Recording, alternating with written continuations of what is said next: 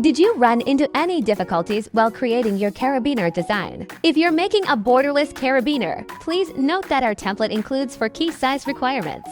Decorative hole diameter, at least 3 mm. Design thickness, at least 8 mm. Cutting gap, at least 6 mm. Spacing between openings, at least 8 mm. Our spring hook has a fixed size of 1 inch. Based on this length, we adjusted the template and added a size reference. We also scaled the 4 key measurements proportionally to make it easier for you to measure and check your design directly within the template. Hide all unrelated layers and keep only the size reference.